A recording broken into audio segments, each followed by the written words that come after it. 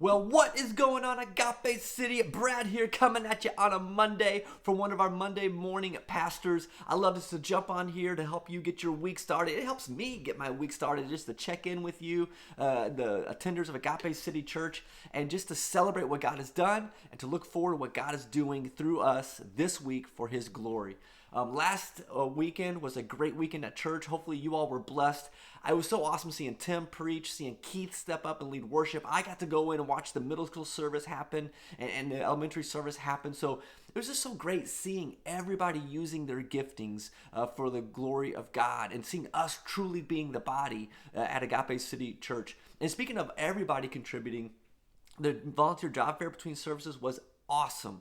You know, we right now we currently have about 100 people who serve to make Agape City happen on a weekend, you know. And the volunteer job fair, we had over about 50 new people sign up to serve on our teams. And that is just so awesome that we're sharing the work, that we collectively are being the body, the hands and feet, that we're loving one another, we're working with one another, we're bearing each other's burdens, and we're serving together to glorify God on our weekend services. So thank you for all those who signed up to serve. For anyone who's still looking for opportunity to serve, always check in on the app. But it's just so great seeing the church do that.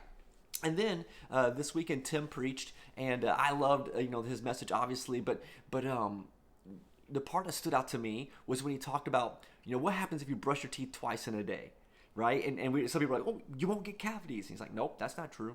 Because if you brush your teeth twice in a day, once for one day, honestly, it does nothing. Like, you're still going to have dental problems down the road, right? You have to brush your teeth twice a day, every day. You have to have that consistency. Consistency is when you start to see the benefit of all this. And so, as you and I are walking out of Sunday, as we're starting our Monday, going into this week, let me ask you, what are you this week for 7 days going to consistently do to glorify Jesus? What are you going to consistently do to love your neighbor? What are you going to consistently do to be a follower of Jesus? Let me give you a verse to anchor in on this. In 1 Peter chapter 15, it says this, the last verse of the whole chapter, verse 58, it says, therefore, my brothers and sisters, stand firm. So don't be unwavering, stand firm. And it says, let nothing move you. Always give yourself fully to the work of the Lord, because you know that your labor in the Lord is not in vain. Stand firm, let nothing move you, and always be consistent, right, in the work of the Lord. Give yourself fully to the work of the Lord. Now, that's what we should do. Not just on Sunday and check a box and I did that. No, I want to love my neighbor Sunday, Monday, Tuesday, Wednesday, Thursday. I want to forgive my enemy Thursday, Friday, Saturday. I want to do this stuff consistently, the work of the Lord consistently. Now, I say all that to say this. As soon as you start throwing around that W word, like that we need to work for the Lord consistently, we have a relationship with work where you work to earn something. I work to earn a paycheck. So I'm going to be good for the Lord so I can earn salvation. Do this for me. Every time in the New Testament you see a command of what you need to do, how you should behave, or how you should work, back up one verse. Because usually, almost exclusively, if you back up one verse, you're not working to earn salvation. You're working because you already have salvation. Usually when God says, hey, go and do this, it's because like God's saying, hey, this is who you are.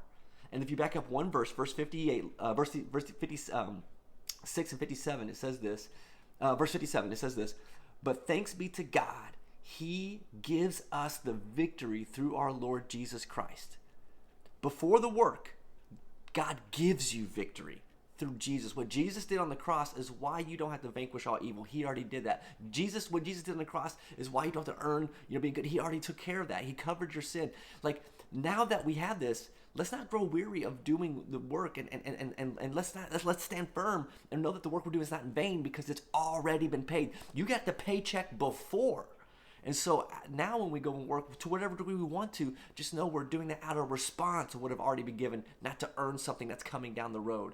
It's a game changer when you wrap your head around that, and it just lifts a burden off of you that I love not to get into heaven. I love because I'm already going to heaven.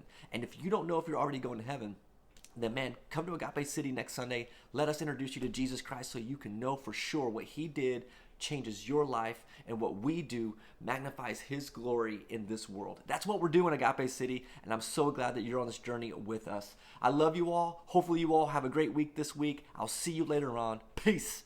I'm out of here.